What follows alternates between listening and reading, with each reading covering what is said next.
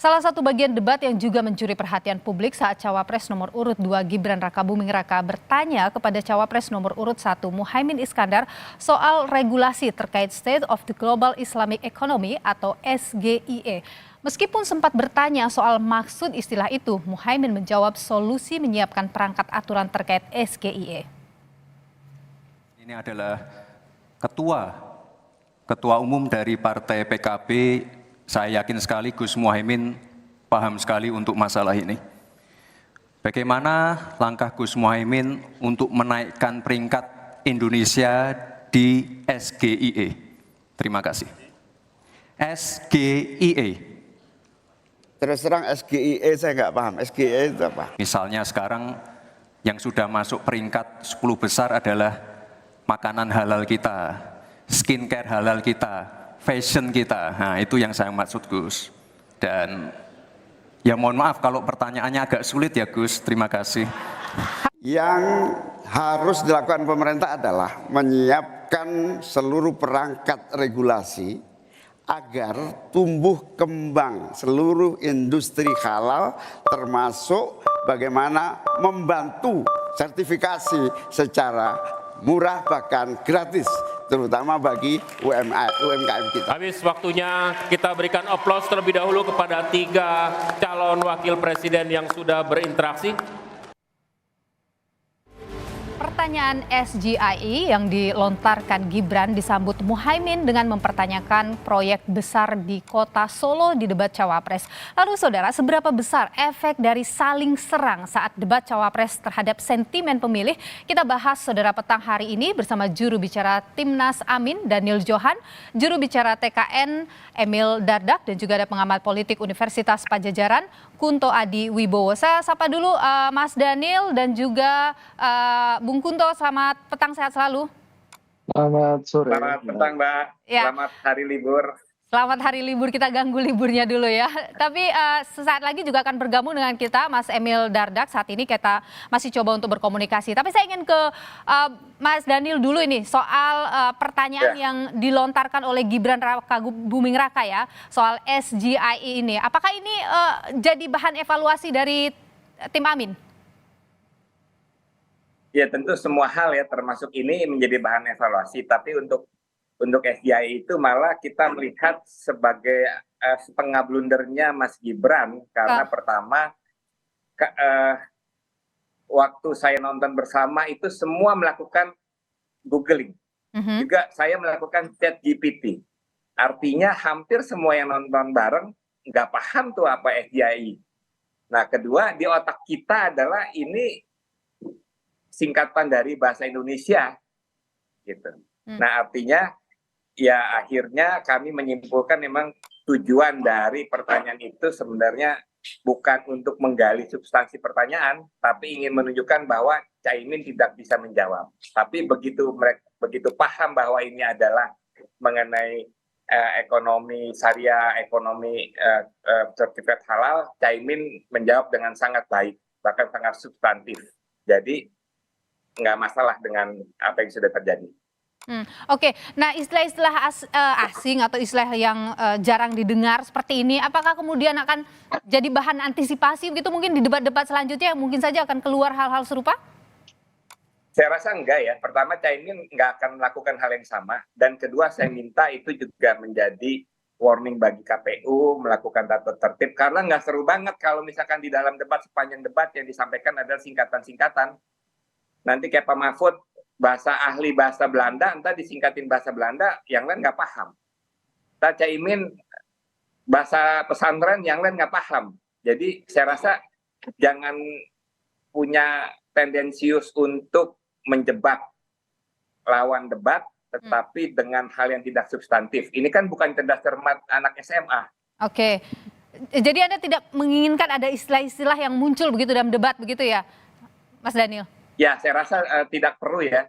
Kalaupun ada istilah itu harus ada kepanjangannya. Jadi saya ingat nih waktu saya di zaman SMP SMA, Mbak, kalau dalam lomba itu ada teman yang tujuannya adalah untuk menjatuhkan. Nah, mungkin dia menang, tapi teman yang seperti ini tidak disukai oleh teman-teman sekelas yang lain. Oke, saya ingin ke Mas Kunto dulu. Mas Kunto, kalau kita melihat ya dalam debat keluar istilah-istilah asing yang kemudian mungkin jarang didengar begitu, apa sentimennya tuh seperti apa sih? Positifkah atau negatifkah justru? Iya, sebenarnya kan kalau kita lihat bahwa tujuan debat ini adalah meyakinkan pemilih, terutama pemilih yang belum menentukan pilihan. Dan kebanyakan pemilih kita kan tingkat pendidikannya menengah ke bawah, lalu kemudian tingkat ekonominya juga menengah ke bawah. Kalau akhirnya pakai istilah-istilah atau jargon-jargon teknis, ya saya khawatir itu tidak mencapai tujuan dari debat itu sendiri, tidak bisa meyakinkan pemilih tentang gagasan, tapi akhirnya ini hanya sekedar menang-menangan debat gitu. Jadi istilahnya debat kusir dengan persepsi bahwa oh dia bagus karena tahu sebuah istilah, atau oh dia kurang bagus karena nggak tahu sebuah istilah atau singkatan. Jadi menurut saya ini justru mengaburkan dari esensi debat capres dan cawapres yang sebenarnya kita harapkan lebih banyak gagasan, Mbak. Gitu. Tapi itu kalau kita lihat dengan menggunakan istilah seperti itu, ada aturan nggak sih yang dilanggar sebenarnya? Ya sebenarnya nggak ada aturan yang dilanggar, cuman kan masalah jadi sah-sah saja kan. begitu ya? Ya betul, tapi kita kan kembali ke tujuannya kan. Tujuannya debat apa? Apakah saya ingin menjatuhkan lawan bicara saya, atau saya ingin meyakinkan lawan bicara saya dan bahkan pemilih lain yang sedang menonton kan itu. Dan Anda Jadi melihat ini arahnya jadinya menjatuhkan lawan begitu? Betul, Mbak. Karena ini juga sudah pernah dilakukan oleh bapaknya Mas Gibran kan, Pak Jokowi kan, ketika 2019 lawan Pak Prabowo dengan unicorn, TPID gitu. Jadi ini menurut saya jadi strategi khas dari kubunya Pak Jokowi / Mas Gibran gitu. Oke, Mas Daniel, kalau misalnya ini nggak ada ya sebenarnya hal yang dilanggar begitu dalam debat ini. Hanya strategi gitu, bagian dari strategi, nggak apa-apa dong harusnya ya? Nggak apa-apa, tapi kan nggak seru. Mau debat kusir seperti cerdas cermat, apa debat calon wakil presiden? Kita kan bukan debat anak SMA. Oke, tapi Anda merasa ini menjatuhkan tidak atau membuat jadi sentimennya negatif tidak ke ini Anda, kepada Caimin? Ya alhamdulillah, malah kalau dari data yang disampaikan oleh tim, justru ini menimbulkan simpati bagi Caimin, karena memang Caimin secara jujur menyampaikan apa yang disampaikan itu dia belum paham gitu. Tetapi ya kita bersyukur ternyata yang dimaksud oleh Mas Gibran sangat dipahami oleh Caimin dan disampaikan dengan sangat baik.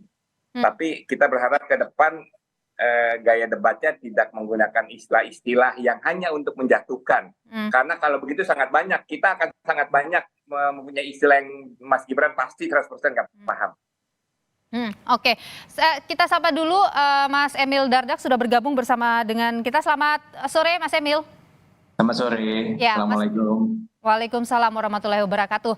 Mas Emil, karena sudah baru bergabung, saya langsung saja tanya ke Mas Emil ini soal SGIE yang ditanyakan oleh Mas Gibran. Ini kan ramai jadi perbincangan. Tapi sentimennya bagaimana, Mas?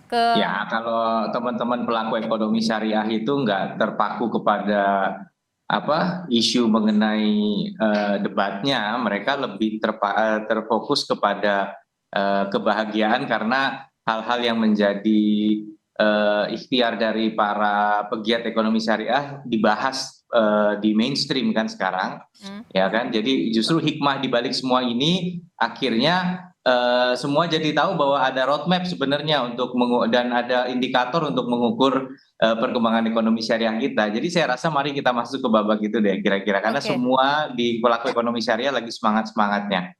Oke, tapi kalau disebut oleh Mas Daniel tadi esensi debatnya jadi kurang nih, tidak ada begitu dengan mengeluarkan istilah-istilah yang asing. Ya, sekali lagi itu kan ada sebuah asumsi yang diambil oleh Mas Gibran, makanya dikasih semacam kata kunci atau clue, yaitu PKB gitu kan. Jadi PKB selama ini asumsinya Mas Gibran tentunya adalah partai yang sangat merepresentasikan basis Nahdliyin gitu. Jadi tapi sekali lagi sekarang masyarakat sedang berbahagia yang pelaku pegiat ekonomi syariah terhadap ini. Jadi saya rasa ini kita sekarang bersama-sama untuk bisa ikut memberikan dukungan agar Indonesia akan menjadi pelaku utamalah di dunia untuk ekonomi syariah. Oke, yang menarik juga dalam debat ini setelah pertanyaan keluar soal SGIE ini, ada juga pertanyaan dari Gus Muhaimin kepada Gibran soal proyek besar di Solo yang banyak masuk, apa tips dan triknya. Ini juga ramai jadi perbincangan, kita akan bahas lebih lengkap usai jeda berikut ini, tetaplah di Kompas Petang. Kita lanjutkan kembali perbincangan kita sore hari ini. Saudara, saya masih bersama dengan Mas Daniel, Mas Emil Dardak, dan juga Mas Kunto Adi. Saya sapa dulu, masih bersama kami Bapak-Bapak? Ya, masih. Oke, Mas Daniel, masih bersama kami Mas Daniel? Oke, sepertinya Mas Daniel masih kita coba lagi untuk terhubung dengan kami. Saya ke Mas Emil dulu. Mas Emil, kalau kemarin itu pertanyaan yang dilontarkan oleh Gus Muhaimin ya soal proyek besar yang masuk di Solo, itu mengganggu tidak secara misalnya sentimennya jadi negatifkah begitu ke Mas Gibran? Nggak ada hal yang harus kita sikapi dengan sentimen negatif dong, ya kan? Sama lah tadi pertanyaan mengenai ekonomi syariah, semua kita lihat dengan positif lah. Ini kan bukan kemudian tujuannya untuk sesuatu yang sifatnya individualistis ya. Ini untuk kemajuan bangsa. Jadi, kalau Gus Muhaimin kemudian menyampaikan mengenai proyek kan, ternyata masyarakat juga menilai sendiri. Ini ada TV, sama-sama TV News dengan Kompas TV. Juga baru mengangkat gitu kan, dilihat 5 tahun wali kota sebelumnya dan 3 tahun ya Mas Gibran bertugas, itu kan ada sekitar data yang diperoleh dari LPSE dan lain-lain, itu nilai kontraknya ada 60 proyek dengan 3,55 T. Sekali lagi ini kita ini kan nggak kemudian nyariin satu-satu, tapi ini baru diangkat ini gitu, jadi silakan nanti cek ya kan, dan rata-ratanya. Sedangkan kalau Mas Gibran selama 3 tahun 32 proyek gitu, nilainya 2 T. Jadi kan rata-ratanya aja masih di bawah tuh. Tapi 67 zaman Mas Gibran, 710 zaman. Artinya begini.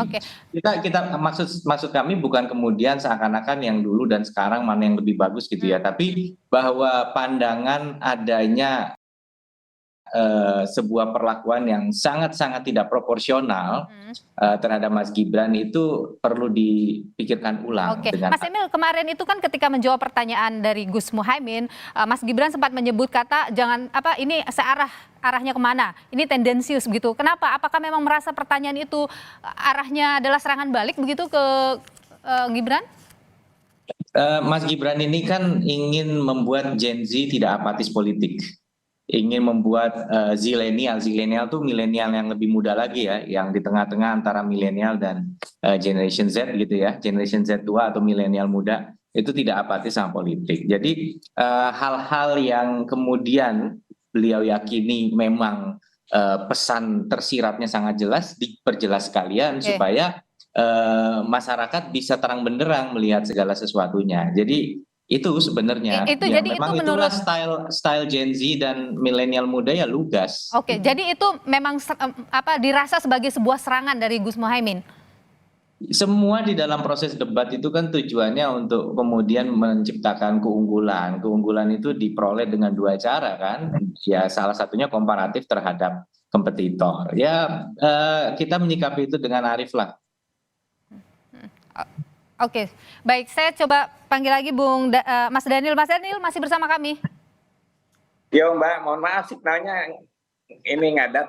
Oke, baik. Mas Daniel, ini soal pertanyaan dari Gus Muhaimin kepada Mas Gibran soal proyek yang ada di Solo, itu berkaitan dengan karena Gibran putra Pak Jokowi? Ya, tetapi yang ingin ditunjukkan adalah bahwa ke depan kita perlu adanya keadilan anggaran bagi banyak daerah ya. Nggak hanya cukup satu daerah yang sangat fokus, yang tidak adil, tetapi sementara daerah lain yang jumlah penduduknya lebih besar, yang luas wilayahnya lebih besar, yang punya potensinya juga lebih besar, tetapi sangat jomblang. Itu ada catatannya begitu? Ada. Ada catatan lengkap yang dimiliki oleh tim Amin bahwa memang itu terjadi ketimpangan seperti itu? Iya, makanya kan disebut ada Cirebon yang hanya cuma 11 Oke, kegiatan. Dan itu dipengaruhi oleh karena Mas Gibran putra Pak Jokowi? Ya kita ingin memastikan aja sekalian, itu bisa jomblang begitu, apa karena memang ada hal yang kita tidak ketahui menjadi kekhususan, atau memang semata-mata hanya karena nepotisme karena seorang putra presiden kan? Oke. Saya ingin mastiin begini, memang ada catatan bahwa karena dia putra Pak Jokowi maka proyeknya lebih besar di sana begitu? Kalau dari penjelasannya Pak Rudin FX yang sangat dekat dengan Mas Gibran, ya jawabannya seperti itu. Simple, itu karena anak seorang presiden kan. Oke. Mas Emil bagaimana Mas Emil menanggapi itu? Tadi Mas Daniel baru bergabung. Saya rasa semua pandangan, saya pernah jadi kepala daerah juga, bupati pernah juga. Ya kadang kalau ngelihat proyek di daerah lain langsung rasanya kayak, oh daerah itu diistimewakan. Tapi ya sekali lagi saya pikir fair-fair saja untuk Mas Daniel mempertanyakan ini. Itu suatu hal yang konstruktif, yang baik. Tadi juga saya sudah mengutip sebuah data yang dipublish oleh salah satu stasiun TV swasta yang News TV, bahwa selama 5 tahun kepemimpinan wali kota sebelum Mas Gibran 60 proyek 3,55 T di rata-rata 710 M per tahun. Di zaman Mas Gibran 32 proyek 2 T 667,35. Bahkan saya lihat di berita pernah ada yang mengatakan pasar Legi itu zaman Mas Gibran gitu ya. Padahal sebenarnya pasar Legi itu di periode sebelumnya gitu. Yang ini pasar Jongke. Jadi tapi nggak apa-apa kok. Sekarang begini. Sekarang mari kita ngomong, tadi juga Mas Daniel membicarakan lintas daerah ya, lintas daerah. Memang ini yang kami rasakan juga dulu. Saya kasih satu contoh ya, bahwa waktu kami bupati di Trenggalek, kami juga dapat proyek baik sekali, dan saya bukan siapa-siapa begitu. Ada pasar pon di Trenggalek yang dan ada juga pengembangan kawasan Pantai Brigi. Kata kuncinya satu yang disampaikan Mas Gibran kemarin. Readiness kriteria. Saya pernah satu proyek APBN di Trenggalek hampir nggak jalan karena kita tidak bisa membebaskan satu lahan. Itulah yang kemudian menjadi penting, bahwa PR-nya dapat duit aja nggak cukup. Kerja seorang wali kota bupati itu penting sekali. Saya tahan di sana dulu, Mas Emil. Saya ingin ke Mas Kunto dulu. Mas Kunto, kalau misalnya Anda lihat dalam debat menarik-narik nama Pak Jokowi begitu, ini sentimennya bagaimana sih, Mas? Ya, sentimennya pasti mengarah negatif ke Mas Gibran gitu kan. Tapi di luar itu saya tertarik dengan tadi pembahasan soal keadilan kan itu kan. Kata kuncinya kan keadilan. Jadi Bang Daniel bilang keadilan, Pak Emil bilang keadilan. Soal keadilan ini di kebijakan publik kan diartikan bagi awam ya mungkin sama rata gitu. Jadi satu daerah dengan daerah lainnya sama rata. Tentu tidak semudah itu. Pasti kan ada soal ekuitas, soal kebutuhan dan apa yang kemudian ingin dicapai dari, misalnya kalau saya memang butuh pasar, dikasih stadion olahraga kan jadi nggak equity tuh, nggak bagus. Padahal semua daerah misalnya dapat lapangan olahraga gitu. Jadi menurut saya harusnya perbincangannya ke sana, Mbak, gitu. Jadi kita bisa menggedor soal budgeting atau APBD ini dengan lebih komprehensif gitu. Tapi dengan cara saling serang dalam debat misalnya seperti yang terjadi yang terakhir ini, bagaimana sih itu Anda lihat publik itu meresponnya bagaimana sih? Ya kalau di media sosial tentu riuh, masing-masing pendukung tentu akan menjauhkan masing-masing ya. Misalnya pendukung Mas Gibran dan Pak Prabowo akan bilang bahwa tuh kan nggak ada pilih kasih, kita itu memang apa adanya. Dan yang dibilang Mas Gibran tapi di lain sisi di pendukung 01 Amin gitu misalnya, ya mereka akan lebih support dengan pertanyaan yang valid dari Caimin, dan menurut saya itu pertanyaan yang valid juga. Cuma yang susah ditebak ini kan yang belum menentukan pilihan dan apolitis di tengah-tengah ini, Mbak. Dan menurut saya untuk isu-isu anggaran APBD kayaknya agak kurang relevan dengan mereka. Gitu. Baik. Mas Daniel, apakah strategi menarik kedekatan, membawa-bawa kedekatan Pak Jokowi dengan paslon tertentu itu masih akan dibawa dalam debat-debat selanjutnya? Nah, kita belum bahas tuh. Nggak tahu nanti. Ya, tapi intinya kita ke depan lebih mengedepankan substansi ya. Tadi dari Mas Kunto juga sangat bagus. Kalaupun ada perdebatan ini yang muncul masalah keadilan dan bagaimana kesiapan membangun kota-kota lain.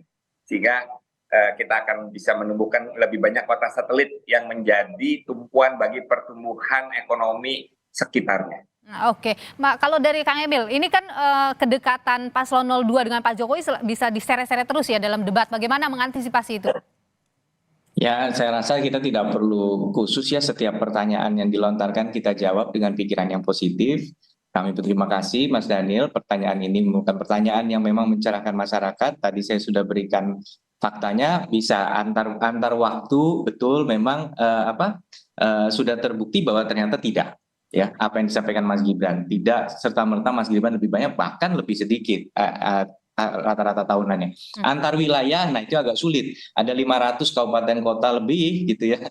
Jadi untuk melihat, ya saya rasa ini perdebatan yang sehat, yang silakan dilanjutkan diskursusnya di publik. Tapi satu fakta bahwa belum, kalau di pandangan kami belum ada fakta yang absolut untuk mengatakan bahwa ada ketidakadilan dalam pengucuran proyek pusat ke kota Solo. Oke, Mas Emil, ini yang menarik juga kan begini, banyak publik menunggu nih Gibran hadir dalam undangan-undangan atau diskusi-diskusi yang dibuat oleh lembaga atau kampus dan sebagainya.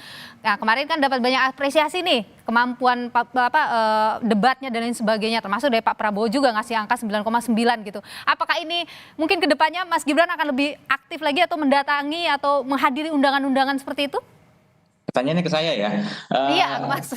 Enggak begini, kita kan seperti disampaikan Mas Gibran, beliau ini munculnya kan relatif yang paling terakhir ya di dalam konstelasi tokoh-tokoh nasional yang berkompetisi. Banyak undangan-undangan masyarakat yang sangat-sangat penting yang harus dihadiri. Jadi bahwa mungkin ada acara yang kebetulan bersamaan gitu ya.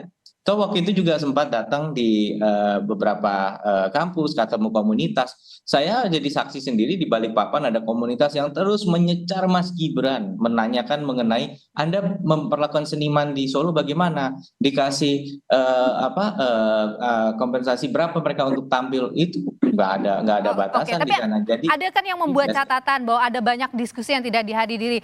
Kan semakin banyak diskusi semakin bagus nih Mas Emil nih. Tapi bukannya tidak hadir karena nggak ngapa-ngapain, kan hadir dan juga menghadiri sapa dengan masyarakat begitu. Jadi ini kan pilihan-pilihan yang memang tentunya harus diambil oleh Mas Gibran agar beliau bisa bersapa dan tentunya bersambung rasa dengan masyarakat di seluruh Indonesia. Oke, 2 debat sudah dilewati, Capres dan Cawapres, masih ada tinggal 3 debat lagi. Apa yang mau diperkuat ini dari tim Amin ini, Mas Daniel? Tim Amin ya, karena kemarin waktu debat semua pengamat, semua komentar, banyak sahabat bilang Caimin terlalu baik. Mudah-mudahan bisa lebih seru. Oke, lebih seru nih artian apa nih? Mau lebih menyerang atau bagaimana nih? Ya lebih kritis lah biar ada perdebatan, gagasan, perdebatan ide yang jauh lebih hidup. Oke, baik. Sehingga lebih tajam. Oke, kalau Mas Kunto, bagaimana Anda kira-kira apa yang harus diperkuat ini dalam 3 debat berikutnya?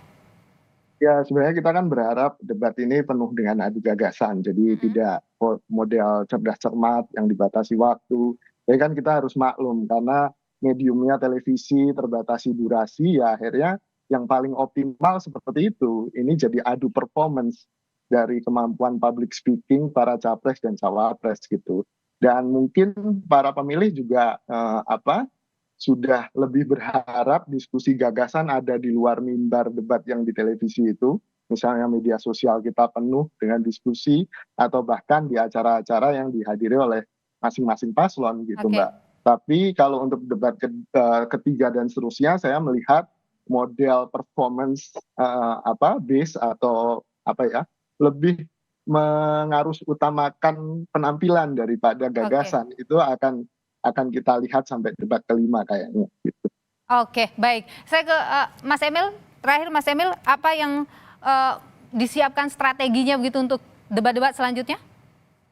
Ya intinya kita mempersiapkan diri dengan baik lah, substansi tentunya menjadi penting. Yang paling penting juga kondisi kesehatan, kondisi yang prima itu yang penting karena kan keliling-keliling terus. Jadi ya balance lah, menurut saya tidak ada strategi yang benar-benar khusus. Dan saya pikir apa yang disampaikan oleh Mas Daniel dan Mas Kunto, ini bagus ya bahwa kita akan terus berusaha debat berikutnya lebih baik lagi dari debat yang kemarin. Semua masukan kita terima dengan pikiran terbuka supaya yang penting yang terbaik adalah demokrasi kita semakin berkualitas. Jadi semua masukan harus kita terima dengan pikiran terbuka. Oke, tentu harus sesuai dengan substansinya yang dibutuhkan oleh masyarakat, itu paling penting juga karena itu yang ditunggu oleh masyarakat. Terima kasih Mas Emil Dardak, juru bicara dari TKN, Mas Daniel Johan, juru bicara dari Amin, dan juga Mas Kunto, terima kasih, pengamat politik dari Universitas Padjadjaran. Sehat selalu Bapak-Bapak.